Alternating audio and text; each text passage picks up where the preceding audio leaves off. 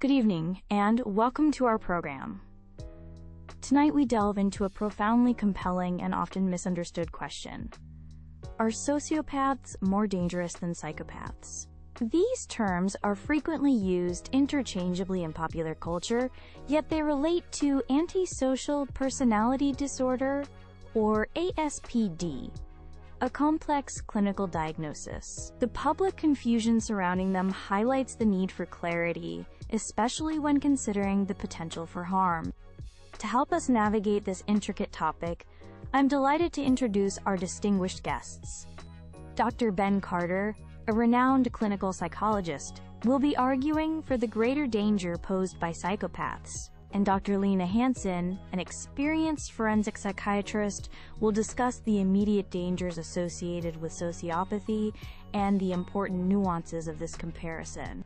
Our aim this evening is to explore the distinctions, characteristics, and the varying types of danger these conditions can present, hopefully providing you with a clearer understanding. Thank you, Dr. Vance. It's a pleasure to be here. I'd like to begin by acknowledging the clinical overlap that you mentioned. Both psychopath and sociopath are popular terms often used to describe individuals who might receive a diagnosis of antisocial personality disorder. However, for the purpose of our discussion tonight, it's useful to draw some distinctions. Psychopathy is frequently conceptualized as a more severe expression of ASPD, possibly with stronger genetic predispositions. Key characteristics include a profound and pervasive lack of empathy, guilt, or remorse. Individuals with psychopathic traits often exhibit superficial charm and are highly manipulative. They possess a calculated, predatory nature and can be remarkably adept at mimicking emotions they do not genuinely feel, which helps them deceive others effectively. My core argument is that psychopaths pose a more significant and insidious danger, primarily due to several factors. Firstly, their cold-hearted detachment allows for meticulous planning and execution of harmful acts. These acts are not limited to impulsive violence. They can range from sophisticated financial fraud schemes that ruin countless lives, to systematic emotional abuse, or even carefully orchestrated violent crimes. Secondly, their mask of sanity is a critical aspect. Their ability to appear normal, often charming and charismatic, makes them incredibly difficult to detect. This deceptive capability allows them to infiltrate various societal structures, from corporations to community groups, often rising to positions of power or trust without raising suspicion. Consequently, the scale of impact they can achieve is often far greater. A psychopath, in a corporate setting for example, might bring down an entire company, affecting thousands of employees and investors, a type of harm that goes beyond immediate physical altercations. Their insidious nature means the danger they pose is often hidden, developing slowly over time. The psychological devastation inflicted on victims who are systematically manipulated and exploited can be profound and long-lasting. These individuals are not typically driven by sudden emotional urges, but by a cold, calculated desire for power, control, or personal gain, regardless of the cost to others. Therefore, while both conditions certainly present risks, the psychopath's capacity to inflict premeditated, large-scale, and often hidden harm with a reduced likelihood of early detection makes them, in my professional opinion, the more dangerous overall. Thank you, Dr. Vance and Dr. Carter, for your insightful opening. I certainly agree that the threat posed by individuals with psychopathic traits, particularly their capacity for calculated harm, is severe and deeply concerning. However, when we discuss danger, it's crucial to consider its different facets and manifestations. For our discussion, I'll focus on sociopathy, which is often linked more directly to environmental factors, such as adverse childhood experiences, trauma, or unstable upbringings. Individuals exhibiting sociopathic traits tend to be characterized by impulsivity, significant emotional volatility, and a pronounced difficulty in forming stable relationships or maintaining consistent employment. They often display a more apparent and reactive disregard for societal norms, rules, and laws. Unlike the cold psychopath, a sociopath might experience some degree of guilt or remorse, and can sometimes form attachments, although these connections are often limited, distorted, or unstable. My core argument is that sociopaths can be considered more immediately and erratically dangerous, particularly in specific interpersonal contexts. Their hot-headed nature is a key differentiator. This impulsivity can lead to sudden, unpredictable outbursts of aggression or other antisocial behaviors, making them a direct and immediate physical threat to those in their vicinity, family members, acquaintances, or even strangers. Secondly, the disruption caused by sociopathic behavior is often more overtly visible. While a psychopath might operate in stealth, a sociopath's disregard for rules and the feelings of others is frequently on full display.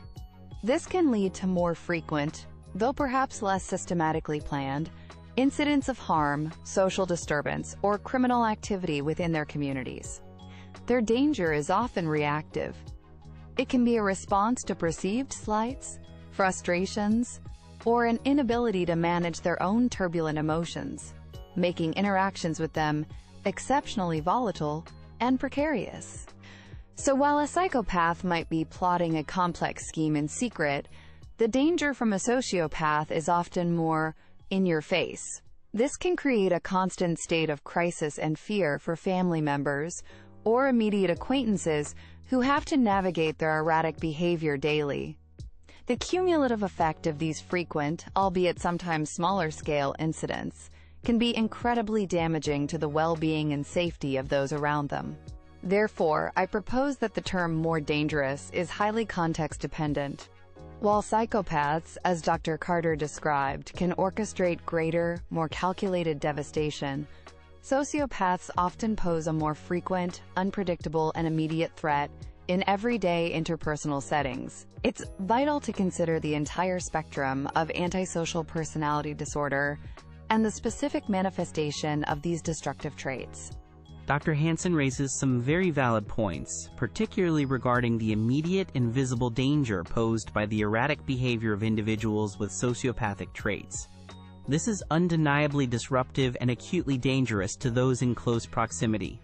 However, I maintain that the potential ceiling for harm, the sheer scale of devastation one individual can cause, remains significantly higher with psychopaths. Let's consider the difference in planning and execution, which is a crucial distinction. A person with sociopathic tendencies might impulsively engage in a street fight, a petty theft, or an act of vandalism.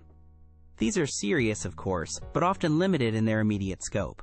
A psychopath, in contrast, could systematically defraud an entire community over several years, meticulously plan and carry out a series of calculated violent acts, or manipulate their way into a position of immense power and abuse it, all while maintaining a convincing facade of respectability and normalcy.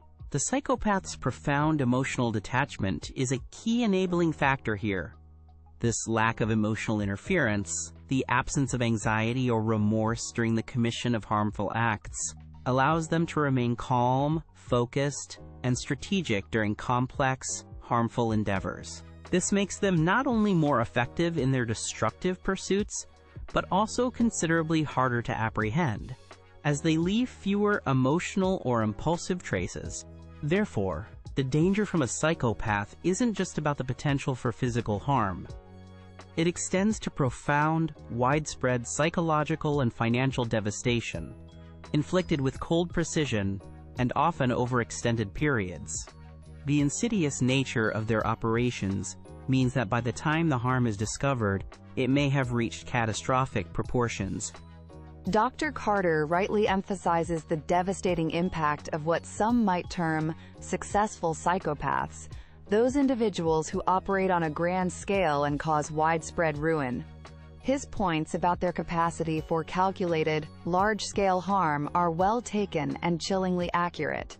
However, it's important to remember that not all individuals who exhibit primary psychopathic traits achieve such infamous heights of destructive success, nor do all of them engage in large-scale criminal enterprises. When we consider the everyday experiences of many people, the more common or frequent threat often emanates from individuals exhibiting what we are terming sociopathic patterns: the unstable neighbor whose outbursts terrorize the street, the volatile family member whose actions create constant chaos and fear, or the impulsively reckless acquaintance. The frequency of their disruptive, aggressive, or irresponsible acts, even if each incident is smaller in individual scale compared to a massive fraud, creates a chronic and pervasive sense of danger and instability for those in their immediate environment.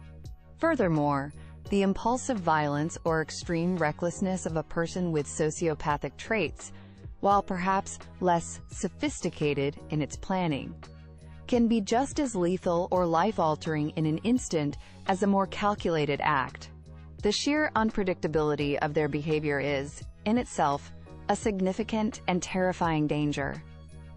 One never knows what might trigger an aggressive episode or a destructive decision. We must also consider the profound emotional and psychological toll of living with or being in close contact with someone who is constantly erratic, unreliable, and prone to emotional or physical outbursts. This daily grind of fear and instability can be incredibly damaging, even if it doesn't make national headlines. So while the ceiling of harm Dr. Carter mentioned is higher for some psychopaths, the floor of consistent, immediate disruption from sociopathic behavior affects a wide number of people directly and frequently. Dr. Carter, you've compellingly emphasized the, quote, mask of sanity that psychopaths often wear. Could you elaborate further on how this characteristic makes them particularly challenging to identify, not just in overtly criminal contexts, but perhaps more subtly in professional environments or personal relationships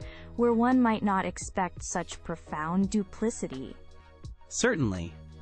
In professional settings, they might appear as dynamic leaders or charming colleagues, using manipulation to climb the ladder while subtly undermining others. Their lack of empathy allows them to make ruthless decisions without personal distress.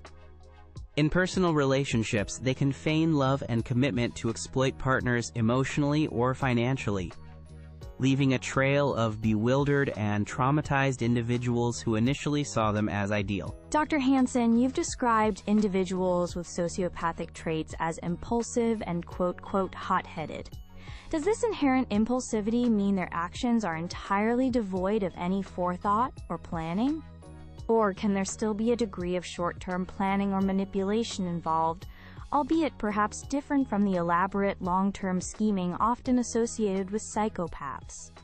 That's an excellent question. While the hallmark is impulsivity, it doesn't always mean a complete absence of forethought. There can certainly be short-term, opportunistic planning or manipulation to achieve immediate goals or gratify instant needs. For instance, they might quickly concoct a lie to avoid consequences or manipulate someone in the moment. But this is generally reactive and lacks the complex, sustained strategic thinking of a psychopath. A crucial question for both of you now. Given that these terms, sociopath and psychopath, often fall under the broader clinical diagnostic umbrella of antisocial personality disorder, how much does this specific distinction practically influence risk assessment protocols or intervention strategies for professionals working in mental health or law enforcement on a day-to-day basis?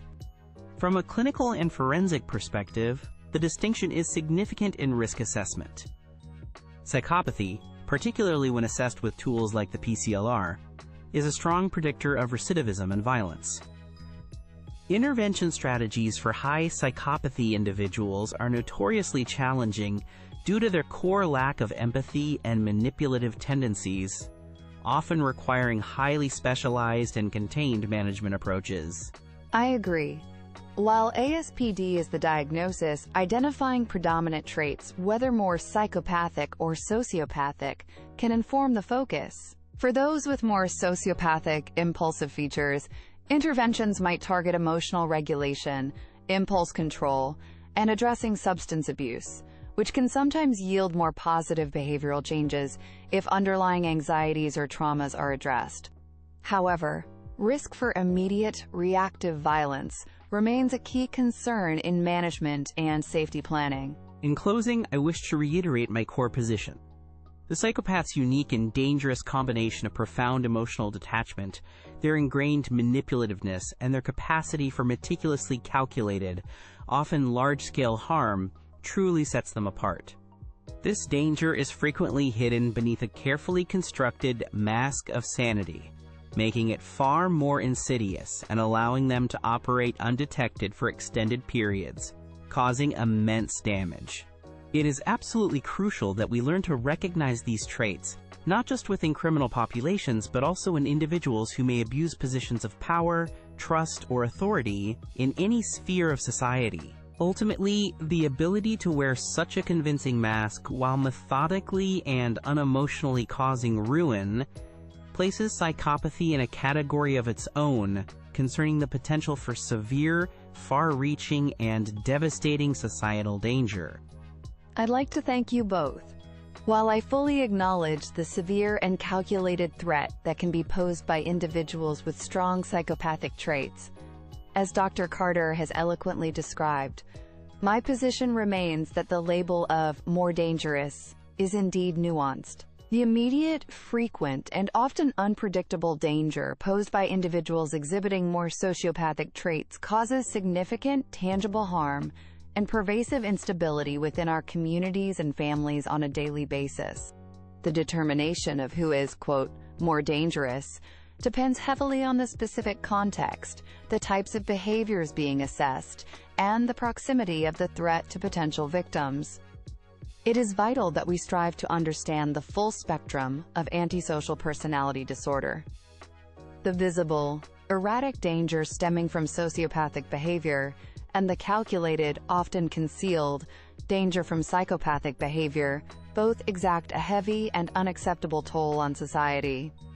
Our collective focus should firmly be on developing better strategies for recognition, management, and the mitigation of harm from all expressions of these damaging personality structures. Dr. Carter, Dr. Hansen, thank you both immensely for your expert insights and for so clearly illuminating the complexities of this incredibly challenging topic for us and our audience. Tonight's discussion has powerfully demonstrated that both conditions, psychopathy and sociopathy, present serious and distinct dangers, albeit often manifesting in different ways and across different contexts. We encourage our audience to reflect on the crucial nuances and the depth of understanding you have shared with us this evening. That concludes our broadcast. Thank you for joining us.